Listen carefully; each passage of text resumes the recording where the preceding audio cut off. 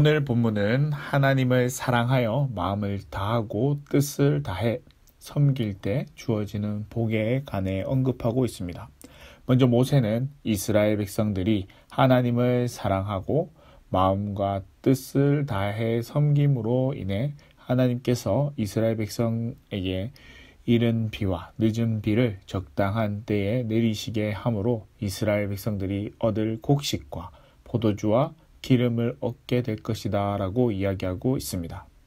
그뿐 아니라 비를 통해 가축들이 먹을 풀이 풍성하게 나게 함으로 가축들이 배불리 먹게 될 것이다 라고 이야기하고 있습니다. 하나님을 사랑하고 하나님을 온전히 섬김으로 인해 자신들이 먹을 것 외에도 가축들이 먹을 것까지 챙겨주시는 것을 볼 수 있습니다. 이것은 이스라엘 백성들이 누릴 물질적인 축복 중 하나입니다. 그들에게 필요한 모든 것을 그것도 최상의 상품으로 충분히 공급받게 되므로 배부른 만족의 상태를 누리게 되는 것을 이야기하고 있습니다. 여기서 언급하고 있는 이 이른 비와 늦은 비는 이스라엘 백성들이 살아가는 데 있어서 꼭 필요한 요소 중 하나입니다. 대개 뜨겁고 건조한 여름이 지나고 9월 말이나 10월 초에 시작하거나 아주 늦은 가을쯤에 시작되는 비가 바로 이른 비입니다. 이른 비는 강우량이 얼마 되지 않고 내리는 기간도 극히 짧습니다. 다만 건조했던 땅을 적셔 밭을 갈고 씨를 뿌릴 수 있게 해주는 아주 좋은 비입니다. 반대로 늦은 비는 3월과 4월경에 내리는데 이때 과수의 열매를 자라게 하는 시기기에 풍성한 수확을 이루기 위해서는 꼭 필요한 비입니다. 또 늦은 비는 곡식에 습기를 주어 다가올 뜨거운 여름에 곡식이 마르지 않고 완전히 익을 수 있도록 도와주는 중요한 역할을 합니다. 때문에 이스라엘 백성들에게 있어서 이른 비와 늦은 비는 필요 이상으로 중요한 것이었습니다. 이것은 온전히 하나님만 사랑하고 마음과 뜻을 다해 하나님을 섬기는 삶을 살아가는 이들에게 주어지는 것이었습니다. 우리 역시 동일합니다. 우리가 하나님만을 사랑하고 마음과 뜻을 다해 하나님을 섬기는 삶을 살아간다면 하나님께서도 우리의 필요를 부족함 없이 채워 주실 것입니다. 그러기 위해서는 우리의 삶이 하나님을 사랑하기에 또 하나님을 섬기는 것에 부족함 없이 살아갈 수 있어야 합니다. 그 삶을 통해 하나님이 나의 삶을 채워주는 그 풍성한 은혜를 누릴 수 있기를 바랍니다. 다음으로 이스라엘 백성들이 받을 수 있는 하나님의 복은 그들이 가나안 땅에서 오랫동안 살아갈 수 있을 것이다 라고 이야기하고 있습니다. 이스라엘 백성들이 가나안에서 영원한 삶을 누리기 위해 모세가 강조하고 있는 것이 무엇입니까? 모세가 전하는 말을 지켜 행하는 것입니다. 모세는 이것을 그저 마음에 새기는 것으로 그치게 하지 않습니다.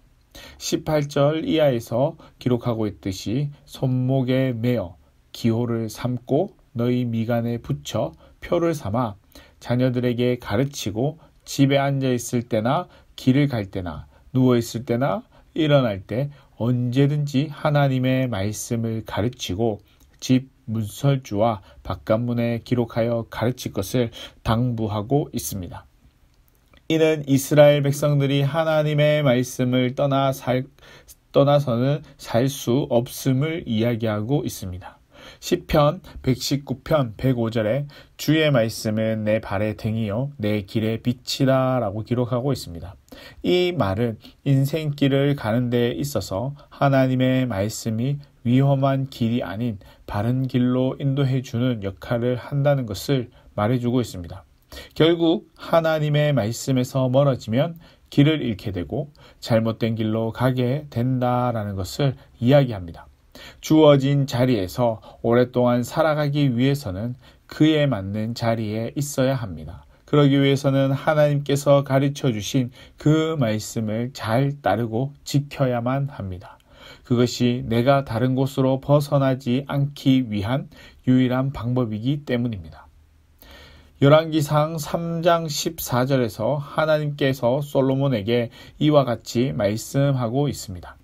네가 만일 네 아비 다윗의 행함과 같이 내 길로 행하면 내 법도와 명령을 지키면 내가 네 날을 길게 하리라 라고 말씀하고 있습니다. 이처럼 하나님의 말씀을 지켜 행하는 삶은 하나님이 그 삶을 끝까지 책임져 주신다는 것을 알려주고 있습니다. 때문에 우리는 온전히 하나님의 말씀만을 지켜 행할 수 있어야 합니다. 하나님이 우리에게 주시는 말씀을 바르게 지켜 행할 때 하나님이 우리의 삶을 책임져 주시는 그 축복이 임하게 된다는 사실을 잊어서는 안 될 것입니다. 마지막으로 모세는 하나님을 사랑하고 하나님의 모든 도를 지켜 행하고 하나님을 의지하면 하나님께서 가장 부강한 나라로 만들어 주실 것이다 라고 이야기합니다. 이거 단순히 강한 나라로 그치는 것이 아니라 하나님이 아브라함과 하신 그 약속의 땅을 모두 차지하게 하시겠다라고 말씀해 주십니다. 이것은 단순히 들어줄게, 믿어봐와 같은 그런 말과는 전혀 다릅니다. 아브라함에게 하신 약속의 말씀과 전혀 다르지 않다는 것을 그들이 차지할 땅의 경계를 통해 알려주십니다. 뿐만 아니라 이스라엘을 두려워하고 무서워하게 되며 능히 당할 사람이 없을 것이다 라고 말씀하고 있듯이 하나님께서 항상 그들과 함께 하시며 지켜주시겠다라는 것을 말씀하십니다. 이것은 하나님을 사랑하고 하나님의 말씀을 온전히 지켜 행하는 자들에게 주어지는 가장 큰 축복입니다. 중요한 것은 모세가 이스라엘 백성들이 받을 복에 대해서만 언급하고 있지는 않다라는 것입니다. 반대로 이스라엘 백성들이 하나님을 사랑하지 않고 우상을 섬기게 되면 하나님의 진노가 임하게 됨을 언급하고 있습니다.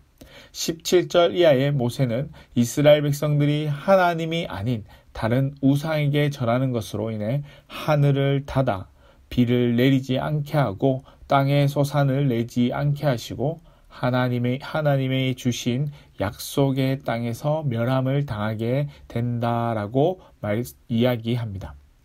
이처럼 순종하는 자에게 임할 축복이 어떤 것인지에 대해서 밝힌 후에 모세는 불순종하고 하나님을 배반하는 자에게 극심한 흉년과 가뭄이 임하고 결국에는 멸망을 받을 수밖에 없는 삶이 된다라는 것을 분명하게 밝혀주고 있습니다.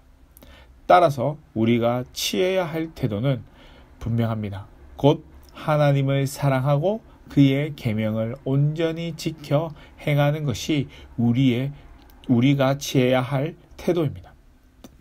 대부분의 사람들이 복을 받아 누리는 삶을 살아가기를 원합니다.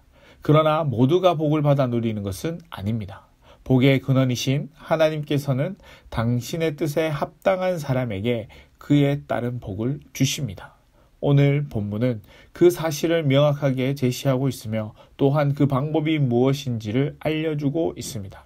오직 하나님만을 사랑하고 마음과 뜻을 다해 하나님을 섬기는 사람만이 하나님께서 주시는 그 복을 합당하게 누릴 수 있음을 알려주고 있습니다. 이 사실을 기억하며 하나님께서 주시는 그 복을 누리기에 부족함이 없는 저와 여러분의 삶이 될 수 있기를 소망합니다. 어떤 상황 가운데서도 하나님만을 바라보며 하나님만을 의지하고 하나님의 말씀을 지켜 행하는 저와 여러분의 삶이 될 수 있기를 바랍니다. 그로 인해서 하나님께서 주시는 복을 부족함 없이 누리며 살아가는 저와 여러분의 삶이 될 수 있기를 주님의 이름으로 간절히 축복합니다.